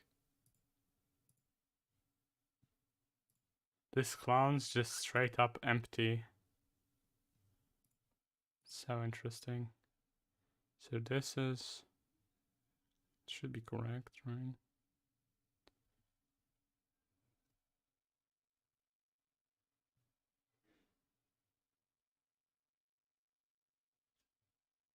So interesting.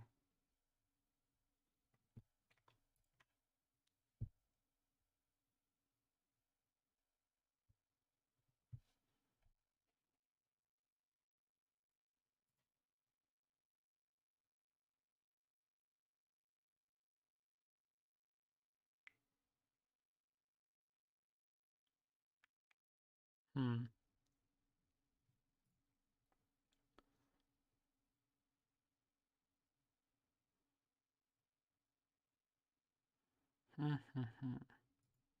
Runtime on exec plus size.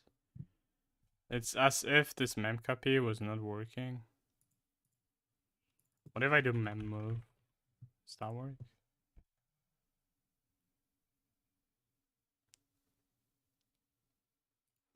This exec has definitely an IP, right?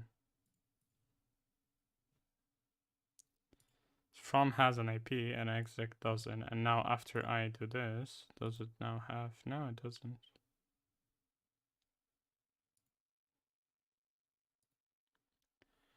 So fucking weird.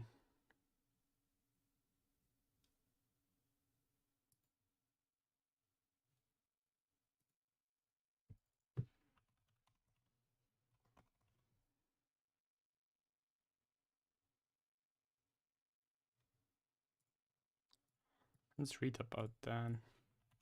How mem copy fail?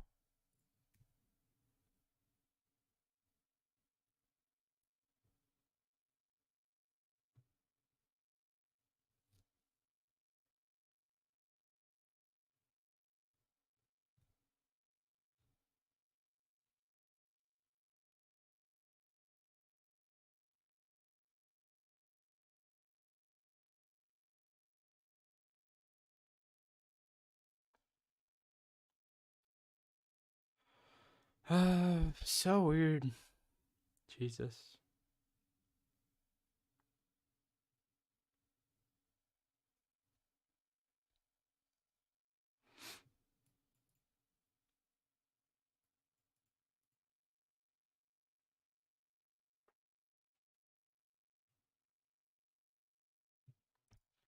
Mem copy fails?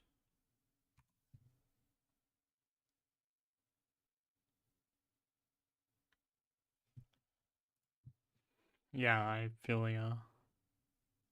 I had that problem for so long and still really have. Especially with like personal stuff. Because like it's easier to do it when you're working with someone, but if you're just working on your thing, it's like easy to make excuses and whatever. I just started doing daily streams for like last 2 weeks and it's doing great, I think. So like consistency is definitely very important.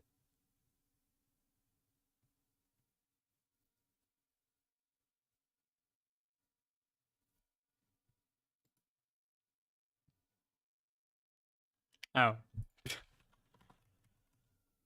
This is so stupid. I have to charge start this. This is why it's broken, right? Yeah, that would make sense. Weird that it didn't go more badly. Yeah, now it works.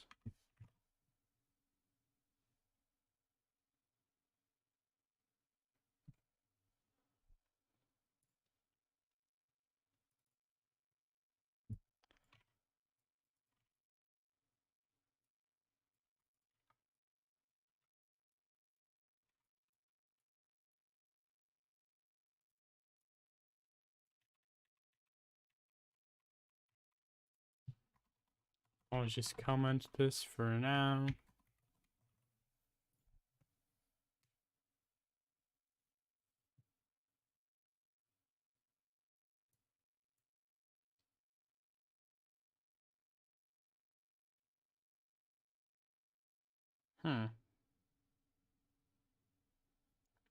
This is weird.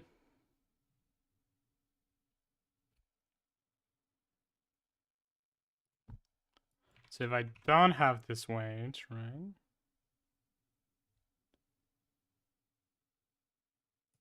Would kind of make sense, right? 1, 2. Kind of doesn't, honestly.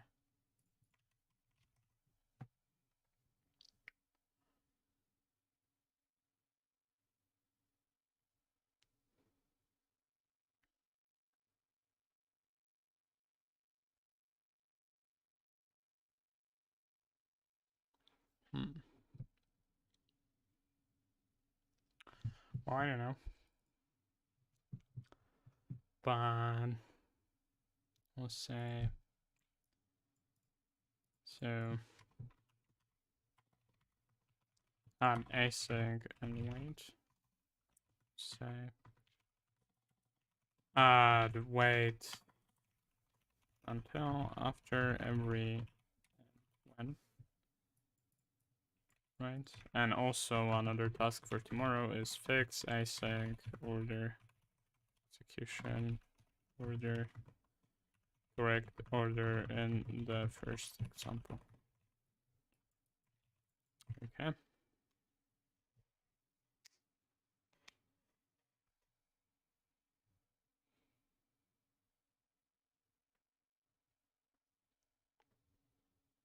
Probably will want to. I have like 10 things about runtime errors. No. Okay. I'll add this this bullet point, which is it's probably somewhere here. And already forgot what it was. Oh yeah. Plus plus and minus minus operators. That's what I would want. I'm from Poland. But I work with people from all around the world. Most of them are from USA, but some are like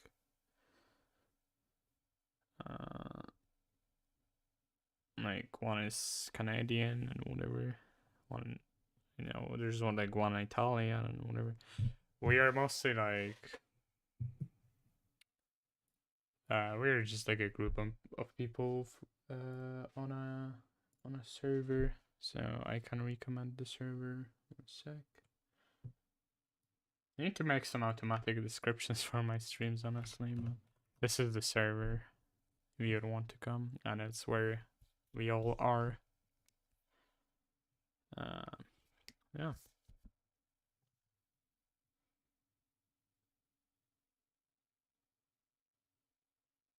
Okay, I think this is all I'm gonna do for today. Did I fix something more?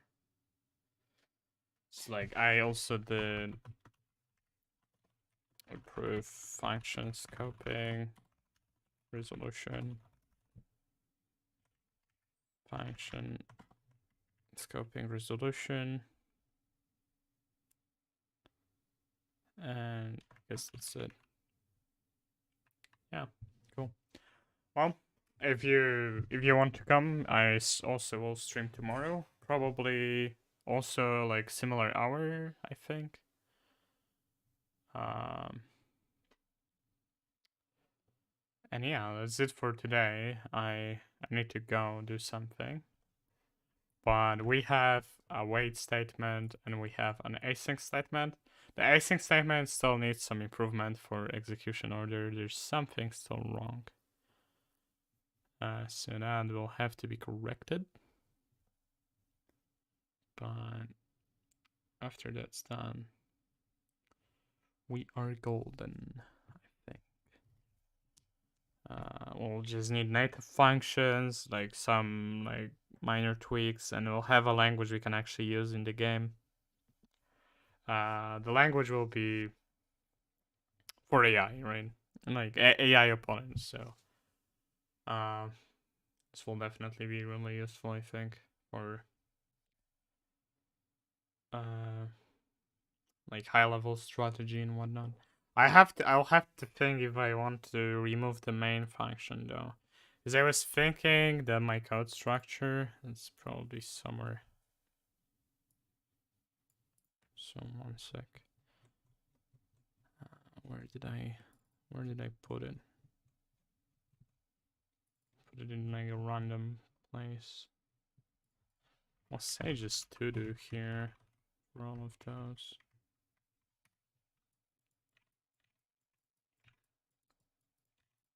Yeah, it's just a to do.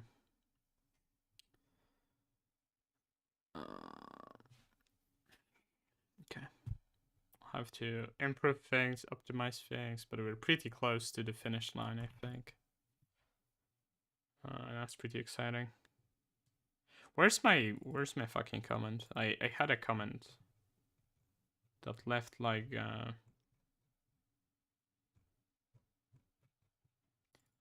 I had a comment that described like a possible, maybe that's in compiler? No. Okay, so I'll explain it quickly maybe here. So what we currently have is like the order of execution. Execution currently. Yeah, that's true. Especially when you can use the tool when it works great. Order of execution is like global init, initialization, right? The main function. And, or maybe this is like more like order. I mean, that's order of execution, right? And then order of whatever. Actually, let me change this. This is order of compilation. Okay. And then there's like other functions.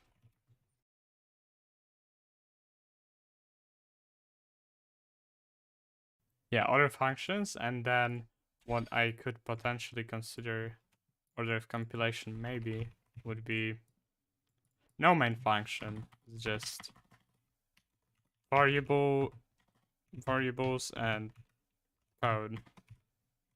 Global scope code. Variable init and global scope code. Maybe const init first? Question mark.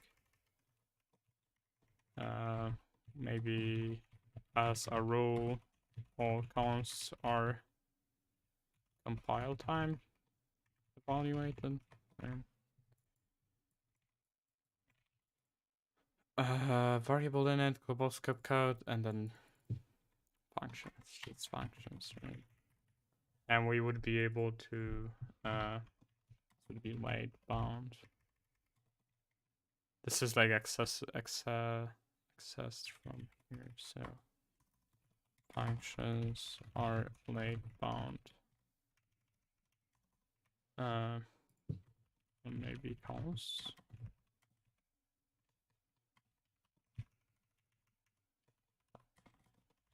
And here global scope, force and funcs are late bound.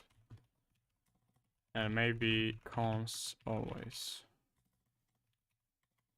Okay. Maybe const in all scopes is what I would say. Yeah. So this is what we currently have with a mandatory main function, and this is a more like script-like, which I kind of like because it's simpler for newcomers, but it's also has some weird properties with like declaration order, so I have to consider it